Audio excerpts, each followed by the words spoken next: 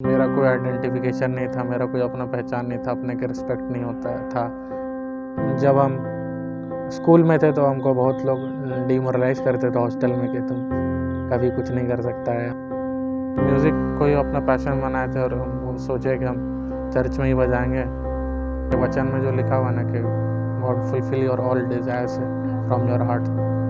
और चर्च से बजाते गॉड हमको अपना आइडेंटिफिकेशन दिए, फिर ब्लेसिंग्स को दिए।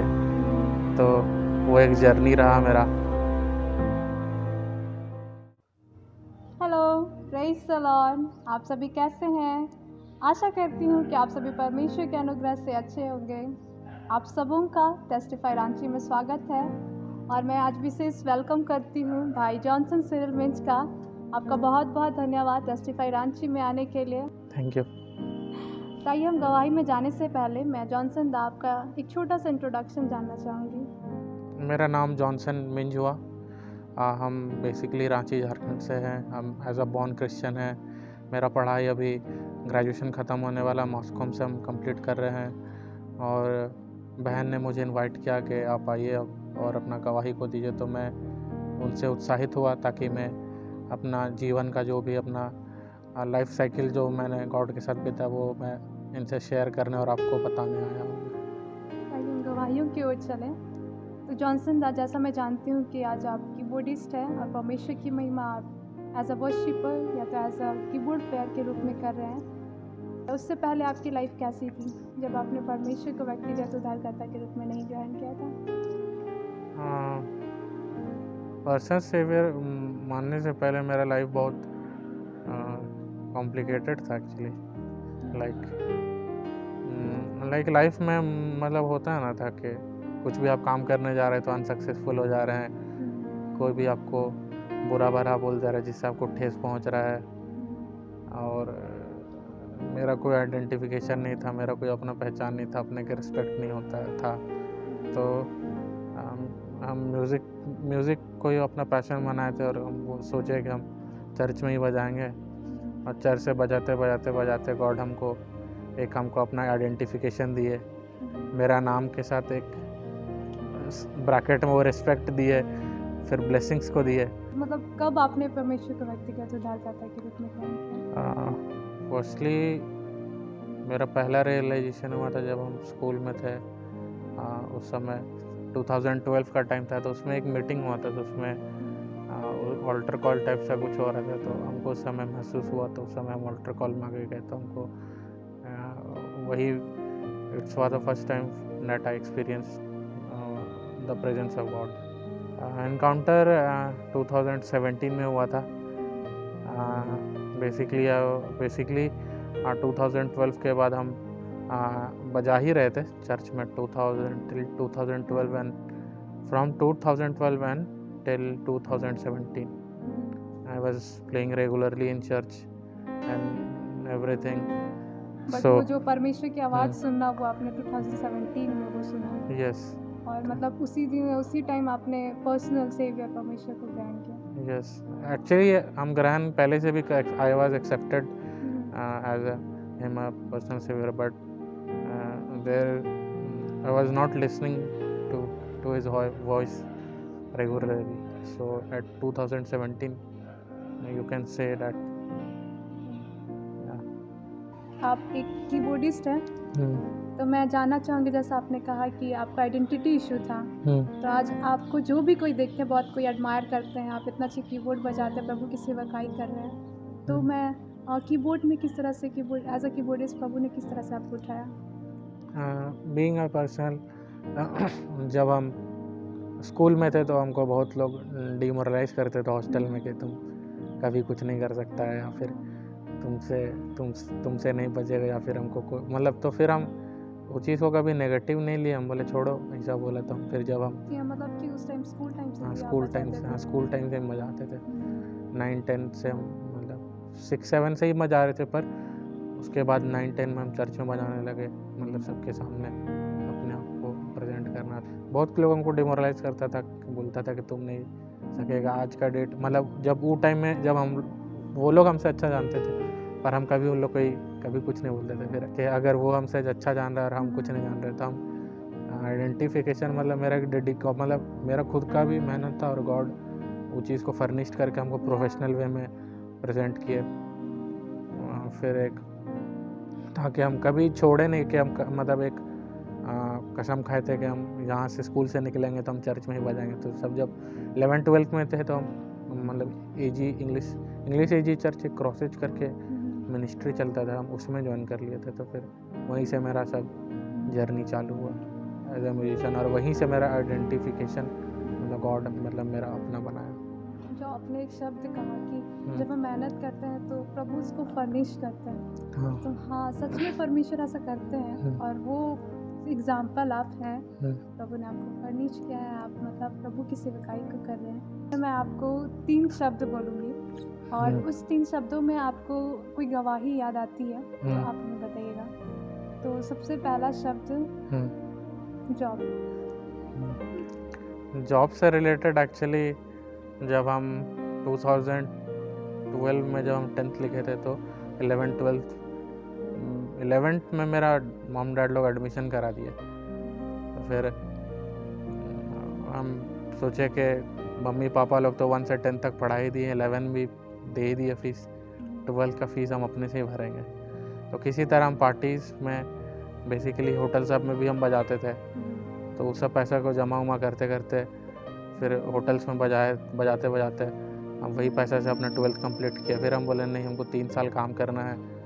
1 साल हम सोचे थे 1 साल काम करेंगे, ग्रेजुएशन के लिए पैसा जमा करेंगे। तो हम एक कंपनी ज्वाइन किए थे फ्लिपकार्ट में हम डिलीवरी बॉय का काम करते थे, जिसमें घर घर जा के सबका पार्सल बांटना है, चाहे धूप हो या शाम, गर्मी हो या बरसात।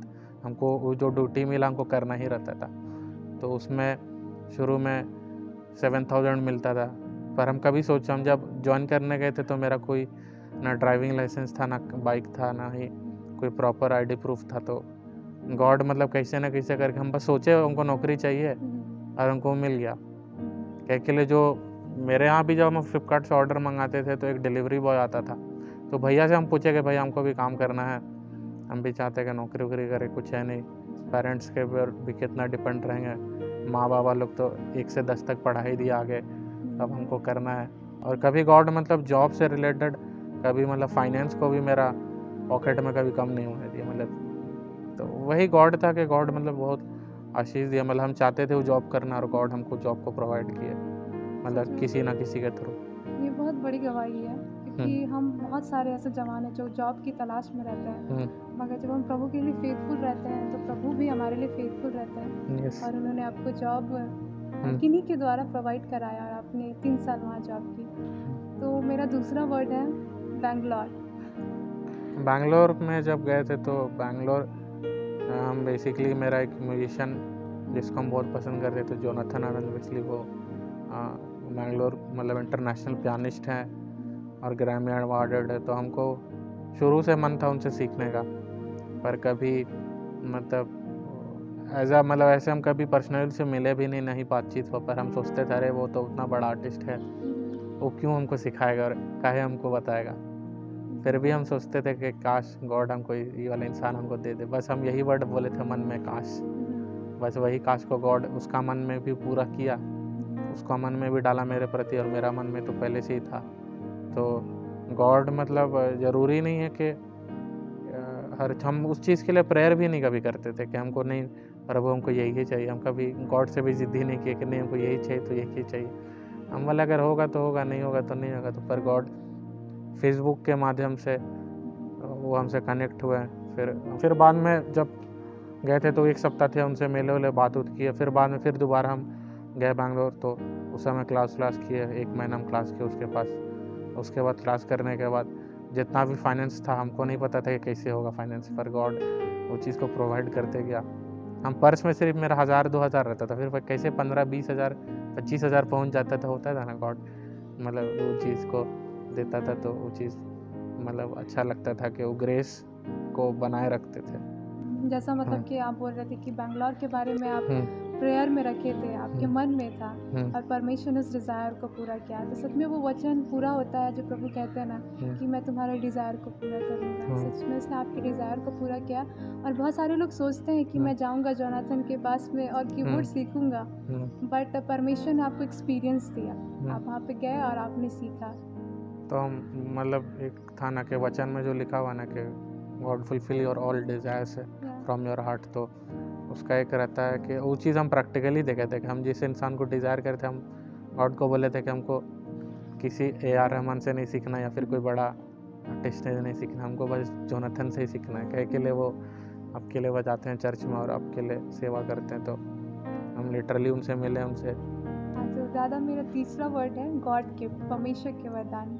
उसमें से हमें कुछ गवाही बताइए। मेरा लाइफ में गॉड गिफ्ट था कि हम लाइफ में बहुत बार खुद से सवाल करते थे और पास्टर लोग के प्रति सवाल करते थे कि किस तरह से मतलब गॉड उन लोग को डायरेक्टली किसी का नाम वो बता देते थे। तो लाइफ में हम भी सोचते थे काश मेरे पास भी गिफ्ट रहता, हम भी किसी के लिए प्रेयर करते हैं, नाम वो मिलता, हमको कितना मज़ा आता है सुनने सबका में। मतलब सोचने का। हाँ, कितना मज़ा आता है। तो ऐसे ही हम 2017 में हम बैठे हुए थे, मतलब ये पास्टर नीलकांत बार जो उनके यहाँ गए थे, तो फर्स्ट गॉड गिफ्ट हमको यहीं से मिला था कि किस तरह से गॉड मतलब बात करते हैं आपसे। तो जब हमको जब यह गिफ्ट रिसीव हुआ तो हम कभी मतलब कंफर्म नहीं थे कि कैसा भी होता है, पर जब पास्टर नीलकांत महाराज के लिए हम प्रेयर किए थे वो एक मीटिंग में जा रहे थे शाम के लिए, तो हम उनके लिए हम लोग ग्रुप में प्रेयर करते थे, तो ग्रुप में प्रेयर किए, तो वही हम जब उनके लिए प्रेयर किए तो हमको मिला कि मतलब जब वो कोई मीटिंग में जा रहे थे तो उनका मतलब जो कैसे बोलते हैं उसको, वेलकम करना, जब लोगों को मतलब उनका जब वेलकम हो रहा था, तो जिस तरह से यीशु मसीह को क्या जो ईस्टर वाला खजूर का, हाँ हाँ, तो वैसे ही टाइप से उनका भी वेलकम करता है। मतलब जब हम उनके लिए प्रेयर किए थे तो हमको वो चीज़ दिख रहा था उनके लिए, तो वो चीज़ पहला मेरा था। फिर दूसरा था कि वो एक दीदी थी जो हम लोग के साथ आती थी, वो विभादी नाम उनका, तो उनका ना नौकरी बहुत दिन से नौकरी के लिए सफ़र कर रही थी, तो वो हमको नहीं बताई थी, हम उसको प्रेयर में हमको दिखा कि हाँ, जब हम प्रेयर करके ख़त्म की, जब मेरा बारी आया उनके लिए बताने की, तो हम बताया कि दीदी आप बहुत दिन से नौकरी के लिए सफ़र कर रहे हैं और आपको बहुत परेशानी है नौकरी के प्रति, तो हम देख रहे थे कि एक बैंक ऑफ इंडिया का बोर्ड दिखाई दे रहा है और उसमें आपका नौकरी ऐसी करके कुछ, तो ठीक है, अभी 2 साल पहले हम प्रेयर किए थे उनके लिए, तो जब उनका बैंक ऑफ इंडिया में लग गया ना नौकरी, तो हमको फ़ोन करती पहले कि वो खुशखबरी है सुनाना, तो हम बोले होगा कुछ अच्छा बात कुछ बताएगी, तो फिर दीदी बताती कि नहीं तुम 2 साल पहले प्रेयर किया था कि तेरा बैंक ऑफ इंडिया में लगेगा, और ठीक रिसेंटली अभी ऐसा हुआ। फिर और एक था कि हम बैंगलोर सिर्फ पढ़ने गए थे, हम सोचे थे पढ़ने जाना है, पढ़ के आना है, पर हमको नहीं पता था कि उसके अलावा भी मतलब गॉड ये वाला जो गिफ्ट हमको जो दिए थे उससे भी वो यूज़ करते हैं। तो जब हम बैंगलोर गए तो वहाँ बहुत अपना ट्राइबल्स फैमिली लोग से मिले, जो झारखंड से बहुत अच्छा पोस्ट में, कोई पायलट है, कोई जज है, कोई मजिस्ट्रेट लोग है, उतना बड़ा पोस्ट लोग से मिलना फैमिली, और बहुत अच्छा से वो लोग रिस्पेक्ट करते थे। तो एक फैमिली था, एक रोशन भैया और एक आशा भाभी करके थी, तो जब रोशन भैया और आशा भाभी के लिए प्रेयर किया ना, तो हमको मिला ना कि वो लोग बहुत दिन से मतलब एक बेबीज़ को लेके वो लोग बहुत कंसीव करने के लिए मतलब ट्राई कर रहे थे, पर वो लोग कर नहीं पा रहे थे, बहुत सारा मेडिकल इशू सब हमको बताया कि ऐसे ऐसे हम लोग मतलब ट्राई किए पर कुछ हो नहीं पा रहा था। मतलब फिर हम बोले कि भैया आप लोग को एक बेबी मतलब डिलीवरी होगी, मतलब एक नया आपका जीवन में खुशी आने वाला है। तो फिर वो भैया भाभी ना वही प्रेयर करने के बाद ना वो लोग रोने लगा। हम बोले अरे हम कुछ गलत बोल दिया, हमको तो हम हिचकिचा रहे थे वो चीज़ बोलने के लिए। अरे भैया आपको पता था क्या कि वे कंसीव नहीं कर पा रहे हैं? नहीं, वो नहीं, हमको नहीं पता था। तो जब हम प्रेयर करके जब बताए, तो फिर बाद में वो दीदी के यहाँ से घर हम लोग लौटने लगे, तो उनके कार में ही बैठे हुए थे, तो वो लोग हमको अपना प्रॉब्लम बताया कि ऐसा ऐसा हुआ था। तो फिर हम बोले कि ठीक है, तो भैया भाभी हमको बोला कि चलो तुम मेरे यहाँ रुक जाना।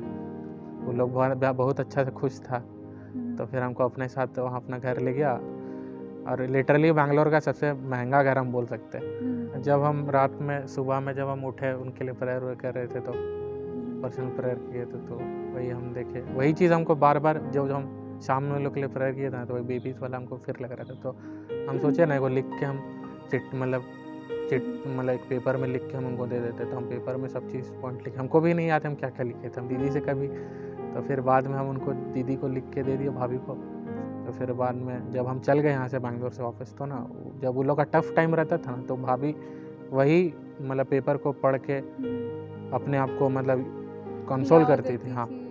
कि कुछ होगा। फिर अभी रिसेंटली ही 2-3 महीना पहले एक बेबी गर्ल उनका हुआ, वाह। तो फिर हमको लोग फ़ोन करते, देखो तुम प्रेयर किया था ऐसे हुआ। हाँ, मतलब कैसा परमेश्वर है ना कि आप परमेश्वर से सवाल करते थे कि प्रभु पास्टर लोगों के मन में आप कैसे नामों को दे देते हैं, और परमेश्वर ने वही चीज़ को आप में दिया कि आप लोगों के लिए भविष्यवाणी करें, और ये आपकी ब्लेसिंग थी। तो बहुत बहुत धन्यवाद थैंक यू। दादा, हमारे साथ आने के लिए, अपनी गवाही को शेयर करने के लिए। और मैं आप सबों का धन्यवाद करती हूँ हमारे साथ जुड़ने के लिए। आप सभी को परमेश्वर ब्लेस करे। Keep praying for Ranchi and God bless you all.